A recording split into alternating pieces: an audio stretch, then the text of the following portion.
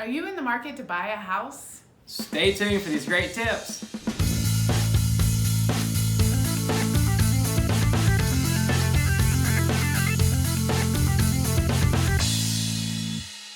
Hey there, I'm Hal Cohn. And I'm Chris Cohn, and together we're with Cohn Realty Group. This is your first time to our channel, 100th time to our channel, 1000th time to our channel. We want to say thank you. However, if you haven't clicked that subscribe button or that little bell icon so you're notified each and every time we release a new video about living, working, and playing in the amazing Roanoke Valley, please make sure you do that right now. Definitely. And we have folks constantly contacting us saying they want to move to or within Roanoke, Salem, Botetourt, and surrounding areas. So if that's you, your family, or your friends, please get in touch with us. We'd love to have a conversation with you. You can call us, text us, or email us. So this is your first time buying a home, second time buying a home, maybe your 10th time buying a home, there are some fundamental tips that are going to help you navigate the process successfully to get the home that you love for many years to come. Absolutely. I mean, I remember our first home buying experience. We really didn't have a clue what we were doing. We weren't realtors at the time, so I'll preface it that way. Yeah. But looking back now on that experience, I see some things that we could have done differently to help us have a more smooth and successful experience from looking at homes all the way to signing on the closing table, right? Yeah, it's a hugely stressful process. However, if you've got these tips and these foundations in place, then you're going to be a lot less stressed, and it's going to be a lot smoother process for you, which is what you're going to look for when you're buying that home. You're going to be as smooth and stressless as possible. Right, and you may not do this every day, like you said, whether you're a first-time home buyer or this is your second, third, fourth house.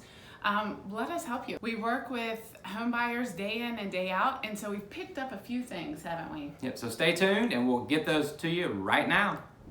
Okay, so jumping right in, tip number one is find a professional realtor to help you through the process. And why is that important? It's not because so that we get paid, it's so that you navigate the process successfully from point A to point Z, truly getting the home that you're looking for. So what you want to do is make sure you talk to friends, family members, call us, but interview multiple realtors to find who gels with you, that's going to communicate properly, and that is going to truly listen to your wants, your desires, and your needs, so that you get, when you get to the finish line, you've gotten the product that you're looking for in a brand new home. You're right. Man, I crushed it.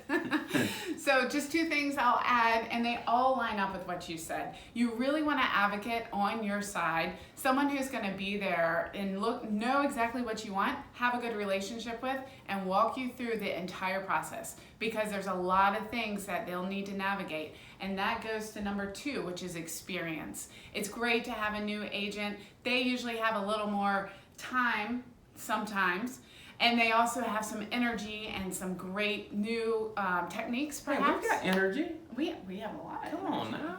I'm just saying, I'm trying to throw them a bone because everybody's been a new agent. So, Yes. but there is something to be said for those agents that have a lot of experience in transactions under their belt, because every single transaction is a little different.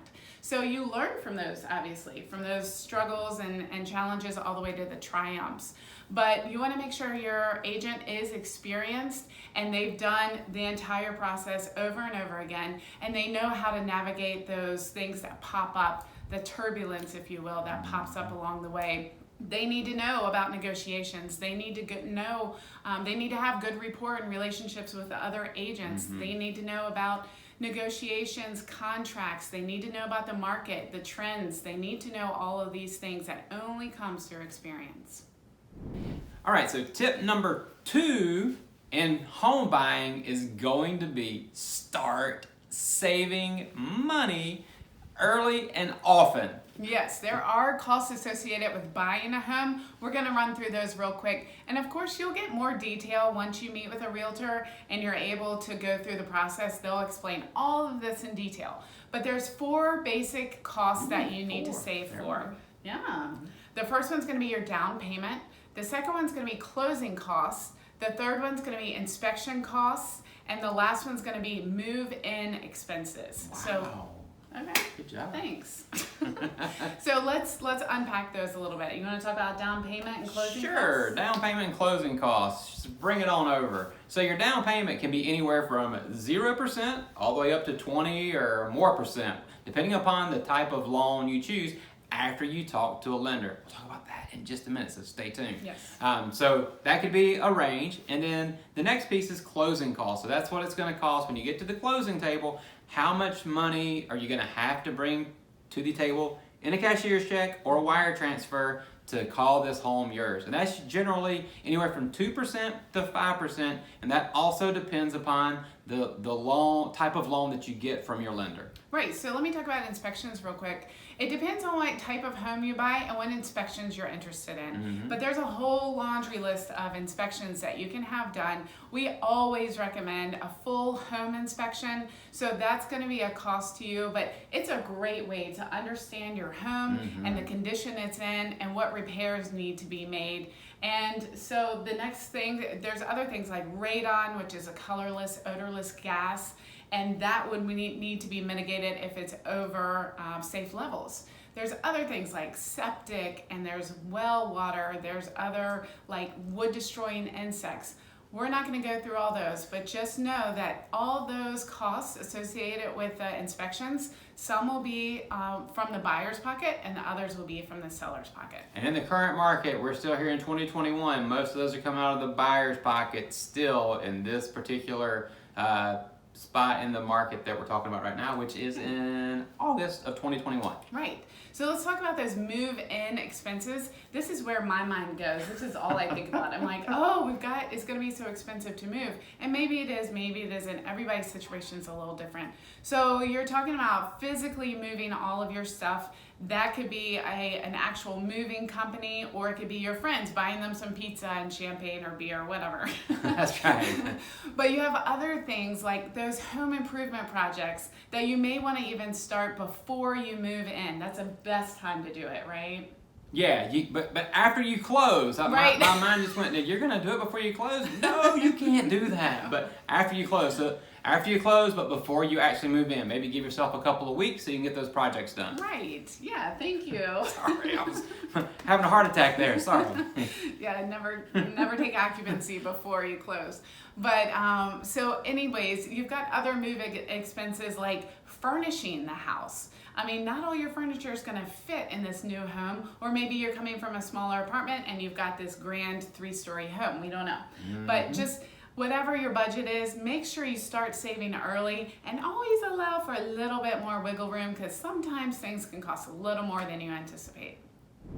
Okie dokie. Tip number 3 is going to be, drumroll please, make sure you talk to a trusted local mortgage lender. Yes, you want a professional that knows the ins and outs of everything that has to do with financing your home.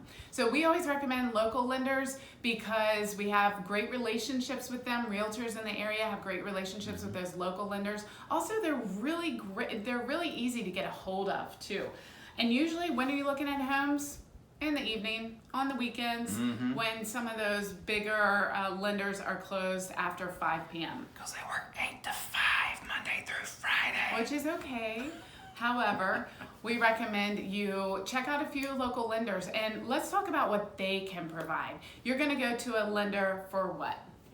Financing options. So you need to, your biggest question probably is, how much can I afford? Right. So they'll ask you over the phone usually, or either they're an online quick application, they'll ask you like, what your debts are, what your income is, that type of thing, and they can give you a number. They'll also do like a soft credit run so they can find out what your credit score is, and if it's not where it needs to be, they can help you say, okay, wait 6 months, do X, Y, and Z, in 6 months check back with us, and you will be qualified for a home at this particular price point. That is so helpful too. So they're really on your side. They want to work with you and create this plan to help you. We've had several clients that have raised their credit score tremendously and now can afford more home because they waited and they put that plan into action. So your lender is really going to be your best friend right now in this stage. Mm-hmm. So work with them. You'll understand your credit score. You'll understand what range you can afford.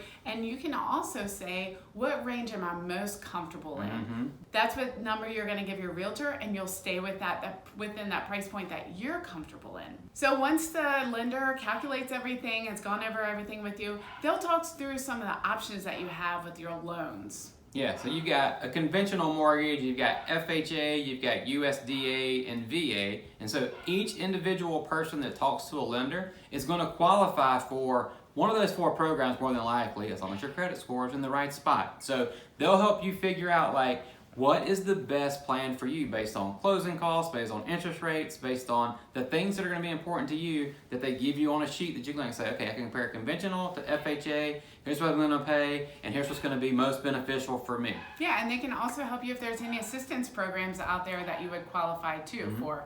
So that's great. So you have all that.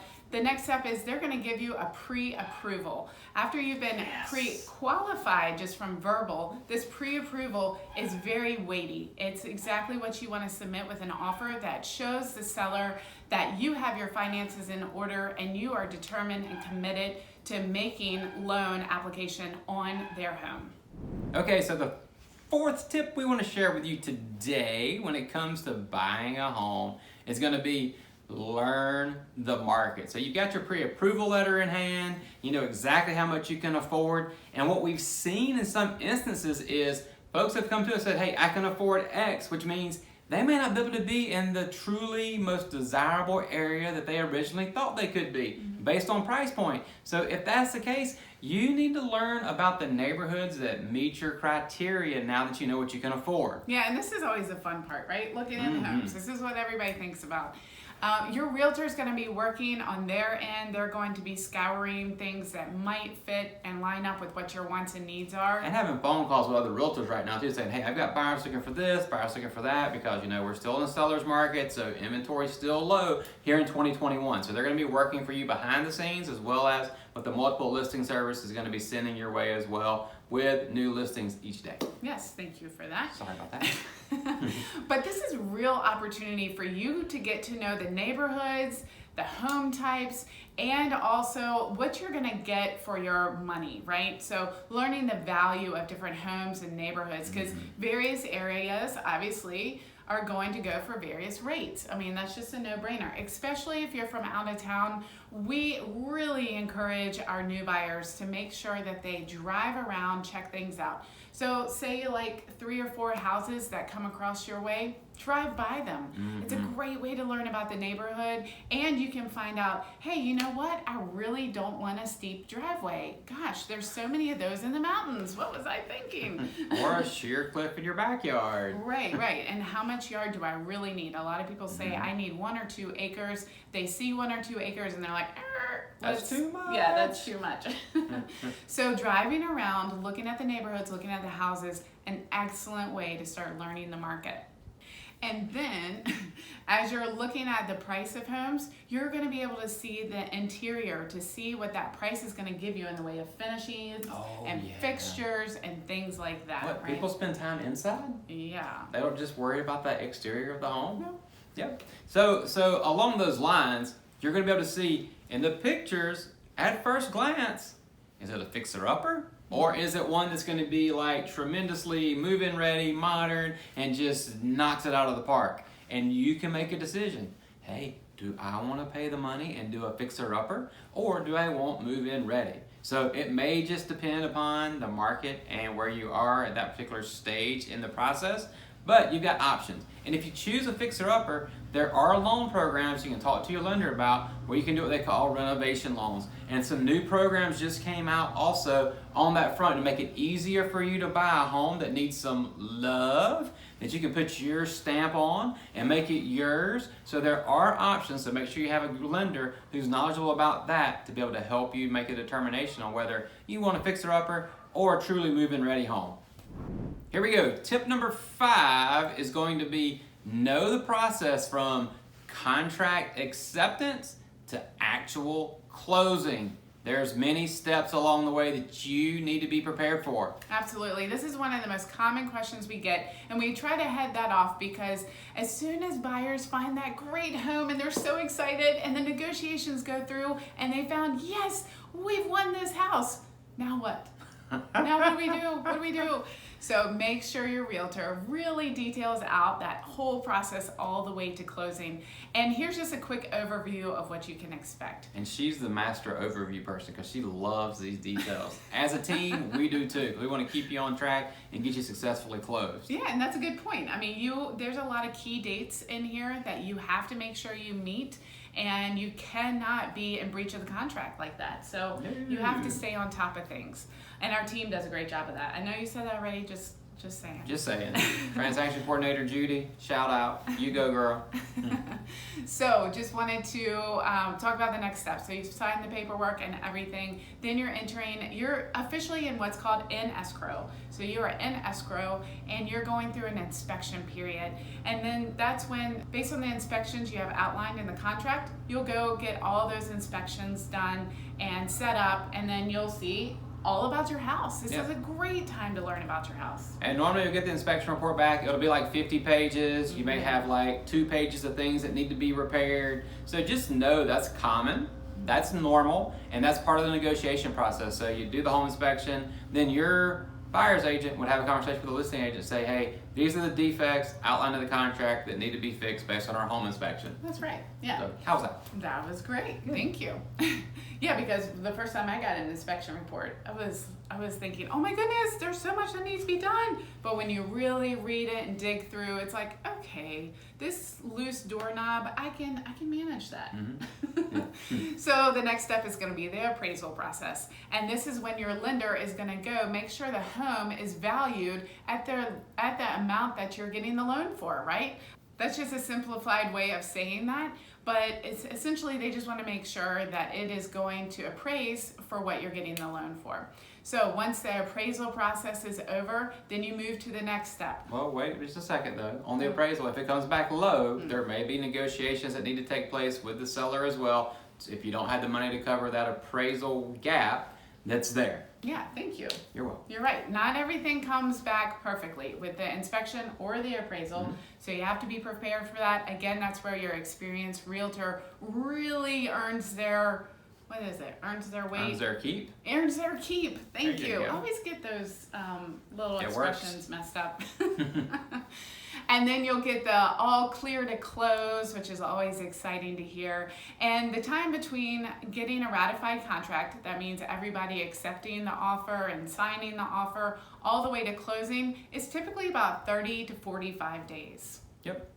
So yeah, so typically, like she said, closing's anywhere from 30 to 45 days. When closing happens, there is something that you're going to need to bring to the table that day, besides your driver's license, and they'll have an ink pen there for you. But the other thing you're going to need to do, you're going to have to bring a cashier's check or a wire transfer of a certain dollar amount that your lender will let you know from your closing disclosure, like the day before or early in the morning of your closing date. So you got to have a little bit of money when you come to the closing table. And hopefully your realtor will be there so you guys can have a big celebration about your occupancy and your closing of your brand new home. Hey, need more tips or need more details related to buying a home? We can talk about it until the sun goes down. So reach out to us anytime, any day. We are here for you. You're welcome to contact us by email, text, or phone. Thanks so much. Enjoy this next video.